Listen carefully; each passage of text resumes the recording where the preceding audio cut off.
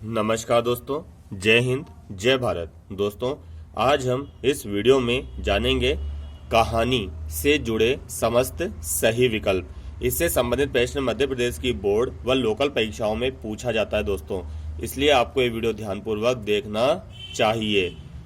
कहानी से जुड़ा हुआ पहला सही विकल्प है, कहानी वह रचना होती है जिसमें एक ही चरित्र के पक्ष को उजागर किया जाता है।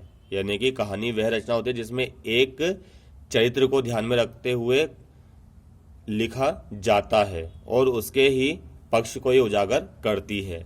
दूसरा है, कहानी अपने आप में अधूरी रचना होती है, ये हमें जड़ तक नहीं पहुंचाती है, पत्ते पत्ते पर छोड़ देती है, ठीक है ना। तो ये अपने आप में क्या होती है दोस्तों, अधूरी रचना होती है। चौथा है, हिंदी की प्रथम कहानी है इंदुमती, जो किसने लिखी है, किशोरीलाल गोस्वामी ने। ये 1900 में आई थी सरस्वती पत्रिका में। तो हिंदी की प्रथम कहानी कौन सी है, इंदुमती, जो लिखी किसने थी, किशोरीलाल गोस्वामी ने। दूसरी है रानी केतकी की कहानी, जो किसने लिखी है, इंशाअल्लाह खान ने लिखी है। फिर है तीसरी 11 वर्ष का समय, ये किसने लिखी है, आचार्य रामचंद्र शुक्ल ने। फिर है दुलाई वाली, जो किसने लिखी है, बंग महिला ने, ठीक है। फिर है प्लेग की चुड़ैल। तो देखिए, ये सारी की सारी प्रथम कहानियां हैं अलग अलग विद्वानों के अनुसार, परंतु बाजी किसने मारी, इंदुमती ने। तो हिंदी की प्रथम कहानी यही है, इंदुमती।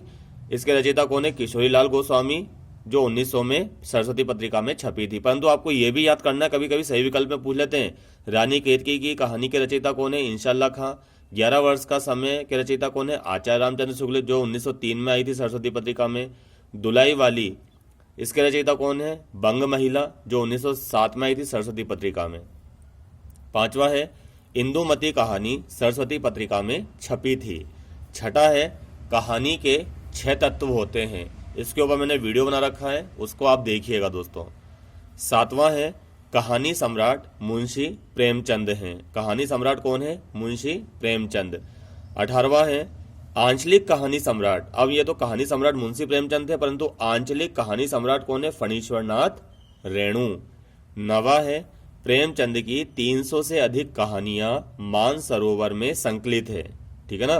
प्रेमचंद की 300 कहानियां मानसरोवर के 8 खंडों में संकलित है, प्रकाशित है।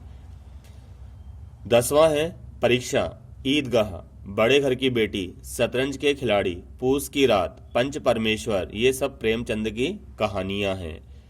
11वां है, छाया, प्रतिध्वनि, आकाशदीप, इंद्रजाल, ये सारी की सारी जयशंकर प्रसाद की कहानियां हैं।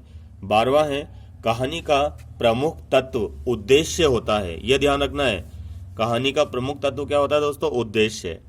13वां हम देखते हैं, ठुमरी, पंच लाइट, लाल पान की बेगम, रस प्रिया व ठेस, और दूसरी संवदिया, ये सारी सारी आंचलिक कहानियां हैं और इसके रचयिता हैं फणीश्वरनाथ रेणु। 14वां है, स्वतंत्रता के पश्चात लिखी गई कहानियों को नई कहानी कहा जाता है।